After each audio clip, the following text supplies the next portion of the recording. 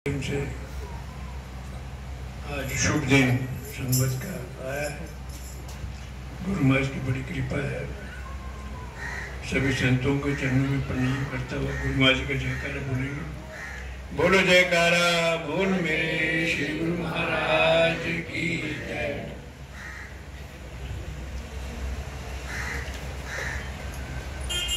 जीवन गुरु महाराज जी की कृपा हम सब पर बनी हुई है, बनी रहेगी।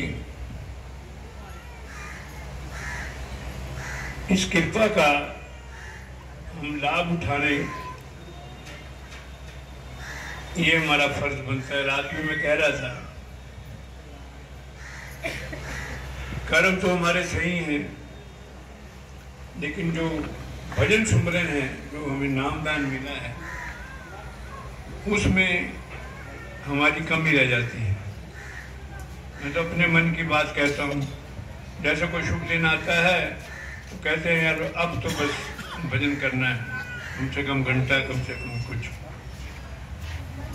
पर उम्र का लिहाज है कि जैसे जैसे उम्र 60-70 से ऊपर होती है ना, तो शरीर के कोने कोने हड्डियां दुखने लगती हैं। कभी पीठ में दर्द, कभी घुटने में दर्द, कभी नीचे नहीं बैठा जाता। तो मन जो बहाना बनाता है, नहीं आज नहीं कल से करेंगे, आज शुभ दिन आज से करेंगे, दिवाली आई दिवाली से करेंगे, हम कोई डिसीजन नहीं कर पाते। तो आज शुभ दिन है, आज डिसीजन करें कि भजन करना है, गुरु महाराज पे विश्वास करना है। गुरु महाराज जी कृपा करते हैं, अंग संग है हम सब। कोई कमी नहीं छोड़ी किसी को भी। हमारे पिछले कर्म काट के गुरु महाराज ने नामदान दिया, नामदान मिल गया, हमने रख दिया उसको। हाँ भाई, कभी जरूरत पड़े तो जपेंगे। नहीं, जपना है, विश्वास रखना है। जितना ज्यादा विश्वास होगा उतनी जल्दी हमारे सारे काम बनेंगे। विश्वास इतना होना चाहिए कि जो कुछ हो रहा है हमारे साथ ठीक ही हो रहा है। सुख आ रहा है तो भी ठीक है, दुख आ रहा है तो भी ठीक है। हम उसका शुक्र मनाएं, कृपा करें, उसको याद करें। वो एक राजा था, मंत्री, वो कहना राजा का, वो राजा के कुछ लड़के के डेथ हो गई तो मंत्री कहने लगा भगवान की कृपा हो गई।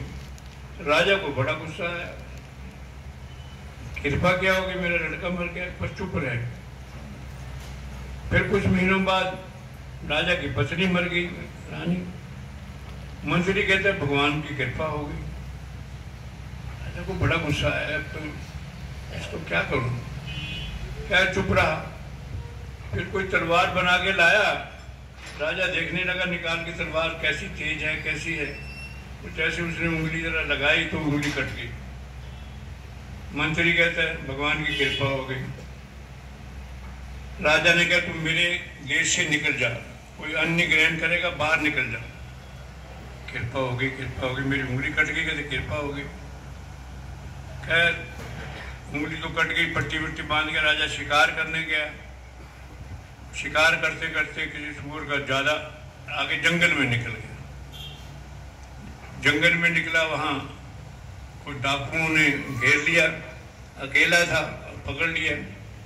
उन्होंने प्रोग्राम बनाया था भी आज किसी मनुष्य की ना बलि चढ़ाने की। राजा को पकड़ा, इसकी बलि चढ़ाओ। उसको नहलाया धुलाया, बलि के लिए तैयार किया। अब राजा घबराया, ये क्या हो गया। अब जैसे उसका जो पंडित था, उनका जो प्रोफेसर, बलि चढ़ाने जो हवन करना था, उन्होंने देखा। तो उसने देखा राजा तेरे कोई घर में कोई अभी कोई मृत्यु तो नहीं हुई। कहता हुई, मेरा लड़का भी मर गया, मेरी बीवी मर गई, तो कुछ गड़बड़ है। फिर भी उसके अंग चेक किए तो उंगली कटी हुई। तो वो कहने लगा भाई इसकी बलि नहीं चढ़ सकती, इसकी जो उंगली कटी हुई है, ये अंग भंग है। राजा को छोड़ दिया, राजा वापस आया। अब उसको मंत्री की बात याद आई तो वो कह रहे भगवान की कृपा हो गई, आज अगर मेरी उंगली साबुत होती, मेरी कोई गर्दन काट देते, बलि चढ़ा देते। भगवान का शुक्र। अब उसने कभी मंत्री को देश से निकाला, उसको वापस बुलाओ। ढूंढ ढांड के मंत्री वापस आया। राजा ने कहा, ये बता, मेरी उंगली कटी, भगवान की कृपा हो गई, मैं बच गया, बलि नहीं चढ़ी, और तेरे को देश निकाला मिला, ये भगवान की कृपा क्या हुई? कहते महाराज ये तो बहुत बड़ी कृपा हुई। अगर मैं जाता, तुम्हारे साथ जाता, मेरा घोड़ा आपके घोड़े से कम नहीं, मैं जंगल में जाता, वहां आप बच जाते, मेरी बलि चढ़ जाती। तो आपने देश निकाला, ले लिया, मैं बच गया। यार बात तो सही है, भगवान जो करता है ठीक करता है, उसकी कृपा पर हमें विश्वास बनाए रखना चाहिए, समय का ज़्यादा से ज़्यादा उपयोग करना चाहिए, भजन करें, सिमरन करें। और रात में कह रहा था, व्यवहार अच्छा बनाए, अच्छे लोगों की संगत करें, बुरी संगत में ना बैठे।